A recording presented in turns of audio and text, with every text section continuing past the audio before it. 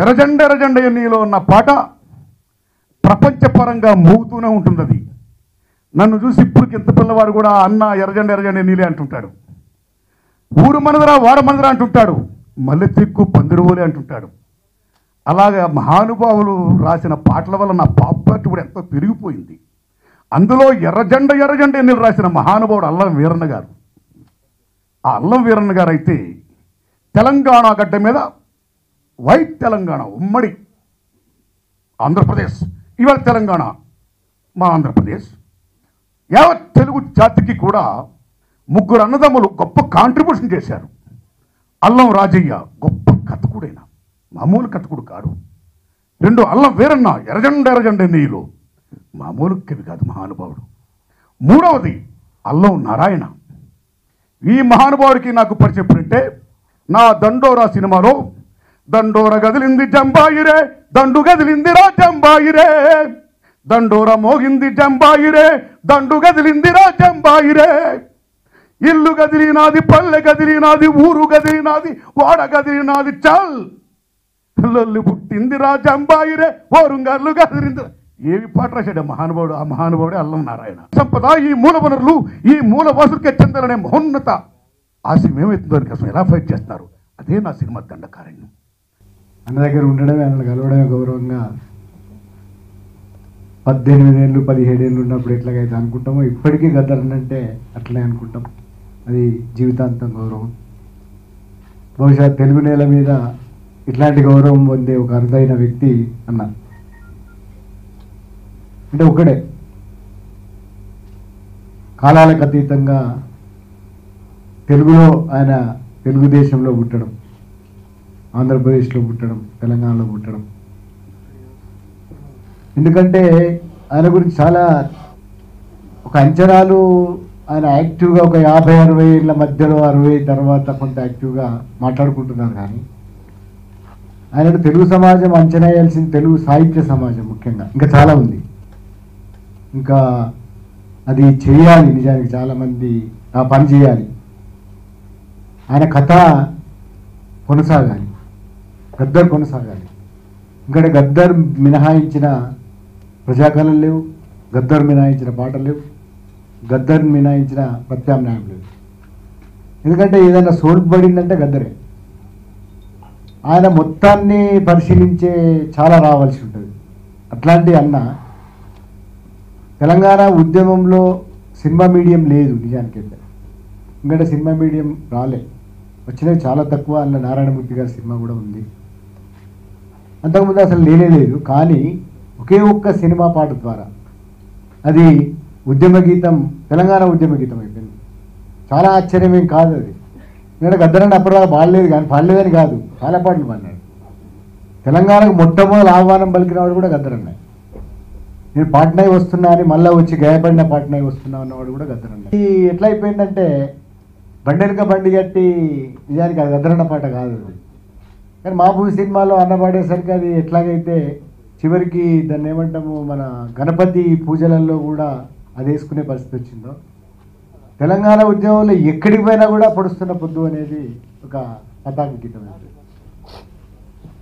అట్లాంటి అన్న మళ్ళీ ఈ సినిమాలో ఏమన్నా సినిమా చూసినాను, ఏమంటుందండి రివ్యూ, దాంట్లో అన్నని మళ్ళీ పాడుతూ ఆడుతూ చూసినాను. అద్భుతంగా ఉంది ఈ పాట. అది కూడా చాలామందికి తెలుసు, అందరూ ఈవెన్ ట్యూన్స్లో ఉంటుంది. పొద్దుతిరుగుడు పువ్వు కదా, పొద్దుతిరుగుడు పువ్వు పాట దండకారణ్యం తెలుసు మీకు. ఒక అలనాడు సీతారాముడు దండకారణ్యం నుంచి వల్ల ప్రధాని మన్మోహన్ సింగ్ ఆయన గద్దె దిగినాడు. కానీ భారతదేశంలో అతిపెద్ద ప్రమాదకరమైన శత్రువులు మావోయిస్టులు అని చెప్పినాడు. అట్లాంటి ఒక స్ట్రగుల్ జరుగుతున్న దండకారణ్యం మీద అసలు సినిమా తీయడమే ఒక సాహసం. నేను ఆయన అడిగిన, ఆయన ప్రివ్యూ చూసినాక ఏంది సంగతి మరి కటింగ్లు అంటే చాలా కటింగ్లు ఉన్నాయన్న. అంటే ఇట్లాంటి ఒక సినిమా తీయడం అనే భిన్నత, దాని మీద కట్టుబడి ఉండడం ఒక అది, తర్వాత దాంట్లో గద్దరన్న మళ్ళీ ఒకసారి పాడడం, ఇట్లాంటి అనేక విశేషతలతోటి ఈ సినిమా వస్తున్నది. కోటన్న మీద కనుక ఇటు మా లచ్చన్న నేను ఇద్దరం కూడా మా కోటన్నని తలుచుకున్నాం అన్నాడు. కొందరైతే ఏడ్చినారు, ఎందుకంటే కోటేశ్వరరావు జ్ఞాపకం అట్లాంటిది. ఆయన ఒక అత్యున్నతమైన మానవుడు. ఆయన ఒక పరిణితి చెందిన మానవులు ఎట్లా ఉంటారో అట్లాంటి వాడు కోటేశ్వరరావు. ఆయన విప్లవకారుడు. విప్లవకారులు ఎవరైనా కూడా నిజానికి జీవితకాల విప్లవకారుడు ఉన్నవాడు గొప్పవాడే. సినిమా అయిపోయిన తర్వాత అది లైట్లు పడగానే నాకు నారాయణమూర్తి గారు కనపడ్డారు. నారాయణమూర్తి గారు కనపడంగానే, అన్న ఆల్ ద బెస్ట్, ఈ సినిమా చాలా బాగుంది, ఇప్పటి నుంచి నువ్వు నారాయణమూర్తి గారు ఇప్పటి నుంచి నువ్వు కోటన్న ఉన్నా అని చెప్పాను. నేను నువ్వు కోటన్నగా మిగిలిపోతావు, అంత గొప్పగా జీవించినవు, నటించినవు అని చెప్పడం జరిగింది. మరి దండకారణ్యం సినిమా నేను తీస్తాను కోటేశ్వరరావు గారి మీద అని చెప్పి నాకు ఒక సంవత్సరం క్రితమే వారు చెప్పిండ్రు. దాని ప్రకారమే దీన్ని తీయడం జరిగింది. అయితే నన్ను ఈ సినిమాకు దండకారణ్యం సినిమా ముఖ్యంగా మధ్యలోచుల కోటేశ్వరరావు విప్లవ నేపథ్యాన్ని ఇతివృత్తంగా తీసుకొని తీసినటువంటి సినిమా. ఈ సినిమాకు నన్ను దీని సీడీ ఆవిష్కరణకు అతిథిగా నన్ను ఆహ్వానించినప్పుడు ఇది గొప్ప అవకాశంగా నేను భావించిన. అనే ముఖ్య అతిథి గదరనే అల్లమన్న అంటే గదరన్న పాటలకు మేము లేము, అంటే ఊరికే చెప్పుకోవడం, కానీ ఈ మార్గం ఇట్లా రాసి ఏమన్నా ఆయన దాంట్లో మేము 1% అది ఏదో సందర్భం వచ్చినప్పుడు ఆయన ఒప్పుకోడు. కానీ ఆయన రాయడం మొదలు పెడితే సినిమాల్లో ఆయన కానీ ఆయన వెలువడి ఆ ఇన్స్పిరేషన్ ఇచ్చే ఉద్యమం బతుకున్నట్లు ప్రదర్శించడం. తర్వాత కాలంలో మార్గదర్శకంగా చాలా ఏ కవి వచనం అయితే నేను పతంజలి వచనం ఎట్లా ఇష్టమో, తర్వాత మోహన్ ఆర్టిస్ట్ వచనం ఎట్లా ఇష్టం, అలనారాయణ గారి వచనం అంత కవితాత్మకంగా ఉంటే అంత గొప్పవాడు పెద్ద ఆయన. తర్వాత ఆయన ఆచరణ కూడా అంతే. అంటే ఏ స్థాయిలో ఏ పదవిలో ఉన్నా ప్రజలు, ప్రజా ఉద్యమాలు, వాటి పట్ల ఆయనకున్న అపారమైన ఆ నమ్మకం వేరు. పరోక్ష పరిచయమైన చాలాసార్లు సభల్లో తెలుసు నాకు వారి చరిత్ర. అనే నారదస్ లక్ష్మణరావు గారు, నారాయణమూర్తి అన్న గురించి నేను, ఎందుకంటే నా పొక్కపాట కదా నాతోని, జబ్బకు సంచి చేతుల జెండా రష్యాల జారుతూ రణభైరి ముగించి గెలిచిన బోల్సెవిక్ వీరులారు మాసియాంగు పంత మాసిపోని పుంత లాంగు మార్చి విజయ కేతనాలు డెమిట్రోబు బాట బలిగేరియా తూర్పు చిత్రాల్లో మెరిసేటి కెంపు హోచిమైన చూపు వియత్నామ గెలుపు అమెరికా అపజయం ఆయనలు చెట్టు మీద కోయిల మొత్తం ఎర్రజెండ పాటలు ఎక్కువ. ప్రతి సినిమాలో ఎక్కడో 1-2 సినిమాలు తప్ప మంచి పాటలు నాతోని క్లాసిక్ అమ్మ మీద ఒట్టు మొదలుకొని మాతో రాయించినాడు. వేరే వాళ్ళ అన్న అది ఉత్తరాంధ్ర పాట మొదలుకొని ఆయన ప్రతి సినిమాలో మాకు అట్లా చేస్తాడు. అన్నిటికంటే అలనారాయణ చెప్పినట్టు ఆయనకున్న నిబద్ధత, ఆయనకున్న ఆదర్శమైన జీవితం, తర్వాత బోలాతనం కూడా. ఊరికే ఆయనకేం లోపల నారాయణమూర్తికి ఏముండదు, ఏమి అట్లా ఆయనకున్న పరిచయాలను ఎక్కడ, అందుకనే ఇన్ని సినిమాలు చేయగలుగుతాం ఆయన మంచితనంతో. నిజం కూడా ఆయన ఆ బోలాతనం అనే ఆ మనిషితనం, తర్వాత తాత్వికుడు, చాలా సీరియస్ రాజకీయ తెలుసు ఆయనకు. పైకి అంటే సినిమా రంగంలో ఉన్నందుకు ఈ మార్గంలో తను ప్రజలకు చేయాల్సినంత చేస్తున్నాడు. వారి ఆదర్శ జీవితం పట్ల అపారమైన గౌరవం మాకు. గద్దరన్న అయితే ఆయన నోట్లో మేము ఆయన పాదాల్లో ఒక మట్టి రేణులాగా. తమ్ముడు యశ్పాల్ చాలా సౌహృదయుడు. ఇందులో మంచి పాట రాసినాడు, చాలా పాటలు రాసినాడు. తిరుపతి మంచి పాట రాసినాడు. ఆయన మా జీప్ మా మిత్రుడు. ఆయన అసలు మమ్మల్ని భరించుకుంటే చాలా పాటలు చేస్తాడు. ఇది నాకు ఏంటంటే వీళ్ళందరూ ఈ పాటలో గిచ్చన గిరిమల్లో పాట రాసిన అది. ఆ పాటలో ఏంటంటే నేను చేసిన చిన్న పని ఏంటంటే ఒక ఉద్యమం కాదు, ఎర్రజెండా. నాకైతే ఒప్పుకుంటే సుందరయ్య గారిని చంద్రశేఖర్ గారిని చెప్పేటండి. నాకు ఎర్రజెండా అంటే అన్నీ, అంటే సూర్యోదయం లక్షల సంవత్సరాల సూర్యుడున్న సూర్యోదయం ఎగట్రాదు. తల్లి చనబాలు యుగాల నుంచి జీవులు తల్లి చనబాలు తాగుతున్న తల్లి చనబాలు లేకుండా దానికి స్వచ్ఛత ఉండదు. హిమాలయ పాదంలో ఉద్భవించిన గంగా నదికి ఎప్పటికీ ఆ పవిత్రత అవ్వదు. అట్లనే బుద్ధుని యొక్క త్యాగానికి, క్రీస్తు త్యాగానికి అట్లా ఒక సమాజంలో అసమానతలు ఉండద్దు, సత్యం ఉండాలా, ధర్మం ఉండాలా, న్యాయం ఉండాలనే భావన, అది అనేక ఉద్యమాల నుంచి వచ్చిన ఎర్రజెండా ఎప్పటికీ సత్యం. అది పాటించడం పాటించకపోతే వాళ్ళ కర్మ, అది వేరు. కానీ ఎర్రజెండా అంటే అట్లాంటి ఒక నమ్మకం. అది కనుక దాన్ని నేను అందులో అందరినీ కలిపినాను. నేను తోవకు చుక్కాని చారు మజుందారు నావకు తెరచాప చంద్రపుల్లారెడ్డి, తోవకు చుక్కాని చారు మజుందారు నావకు తెరచాప చంద్రపుల్లారెడ్డి, వెలుగుల దివ్యలు తరిమెల డీవీలు, దేవులపల్లి వెంకటేశ్వరరావు తిరుమలనాయుడు గారు. వెలుగుల దివ్యలు తరిమెల డీవీలు ఓరుగాలి దరువు పానిగ్రాయి పాట,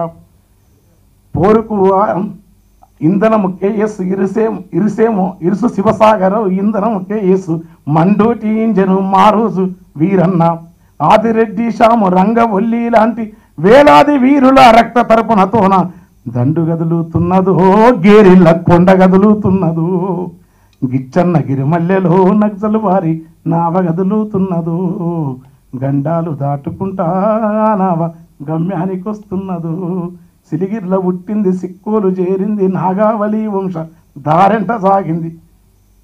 మొత్తం గోదావరి లోయపార అని చెప్పుకుంటూ వచ్చి లాస్ట్లో పనిచేసినాం.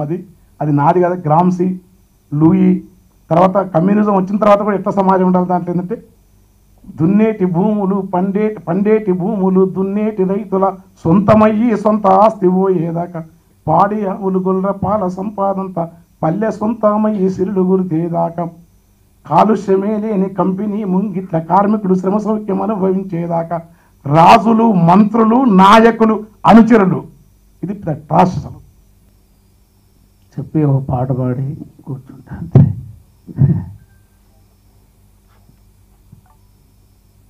మహా దేశభక్తుడు కోటన్నకు జోహార్లు అని నేను అన్నా.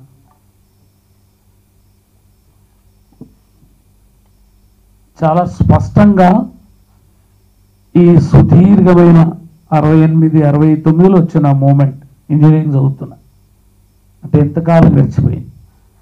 71, 72 నుంచి యాక్టివ్గా అంటే 68, 69లోనే ఒక సామాజిక ఉద్యమాలు అంబేద్కర్ పూలే భావాలున్న తల్లిదండ్రుల బిడ్డను ఒక విప్లవోద్యమం దిక్కు ప్రయాణం జరిగింది.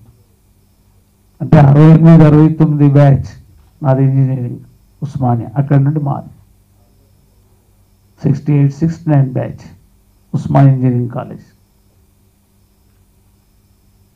మొత్తం సినిమాలో దేశభక్తుడు కోటన్నకు జోహార్లు అనలే, మహా దేశభక్తుడు కోటన్నకు జోహార్లు. సో ప్రియమైన పత్రికా విలేకరులారా, ఇది ఒక మహా దేశభక్తుని సినిమా. ద టైమ్ అండ్ స్పేస్ అంటారు. టైమ్ అండ్ స్పేస్ చాలా ముఖ్యం. అది ఈరోజు ఒక మహా దేశభక్తుని కోటన్న అనే సినిమా వచ్చింది. చాలా రిలవెంట్. ఆ సినిమా తీసి మొన్న వేసిన తర్వాత ఎవరు దేశభక్తుడు అనే చర్చ భారతదేశం మొత్తం స్టార్ట్ అయింది. Who is patriotic? What do mean by patriotism? దేశభక్తుడు అంటే డిఫైన్ చేయాలి కదా. దేశభక్తుడు అంటేనంటే డిఫైన్ చేయాలి కదా, ఏంది దేశం అంటే. చాలా సింపుల్. మనం ఏ కోటన్న గురించి చెప్పుకుంటున్నామో ఈ దేశంలో ఉండేటటువంటి వనరులు, అదే కదా ముఖ్యం. ఎకానమీ అంటే వనరులే. దాని గురించి చాలా డిబేట్ చేస్తుంటాము మనం. చాలా చాలా సూటిగా రాయాలి ఇప్పుడు ప్రజలకు.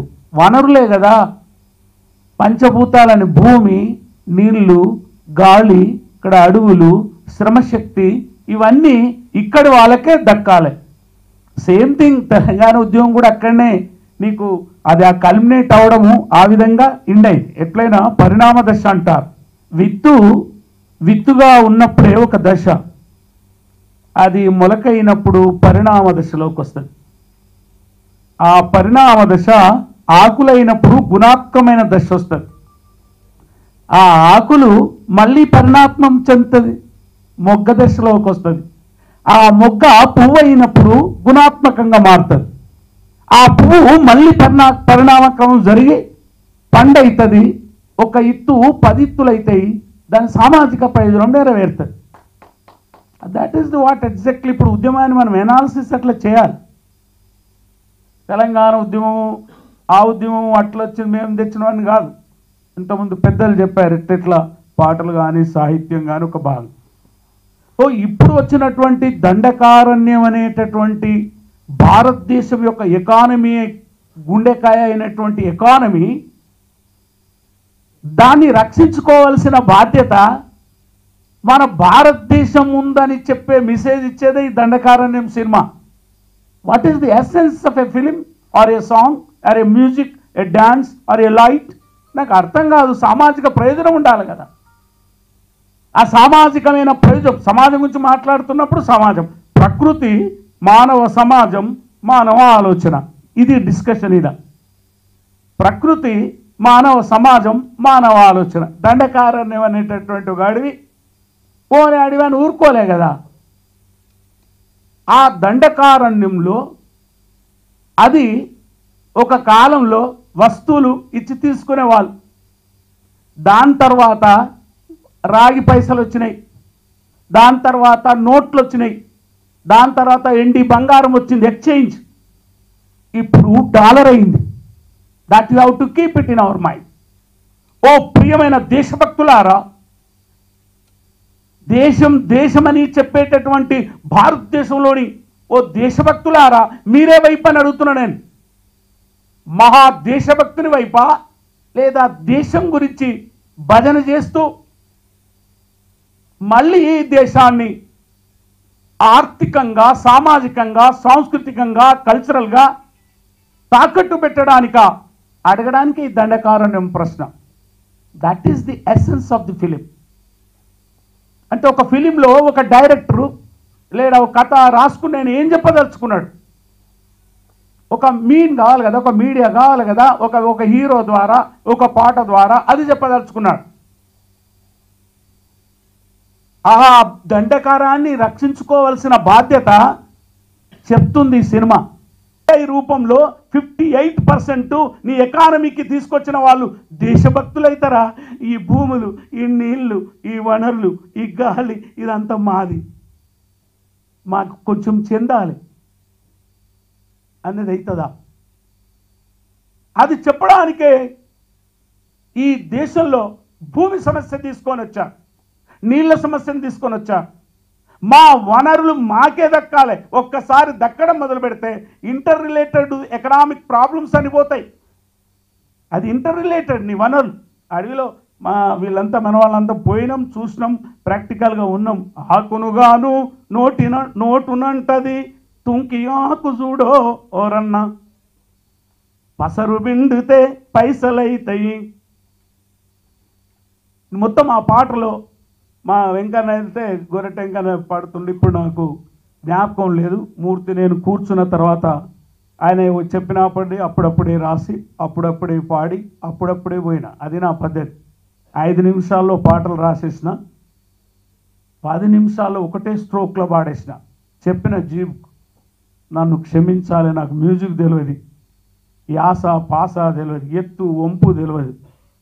నేను ఒక్కసారి ఎత్తుకున్నంటే ఆ అమరవీరుని తలుచుకొని పాడతాను చెప్పాను. మొట్టమొదట ఆ పాట లోలో ఉంది. మూర్తి చెప్పాడు, అన్న ఏమనుకోకు, నువ్వు పాడమన్నావు, పాడమే కదా ఆయన ప్రాణం ఇచ్చిండని తెగించి పాడాను. మళ్ళీ వచ్చి దగ్గుతుంటే నెత్తురు పడ్డది.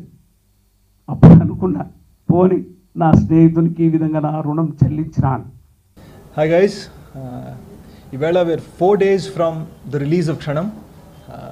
చాలా హ్యాపీగా మీ ముందు ఇవాళ కూర్చున్నాను.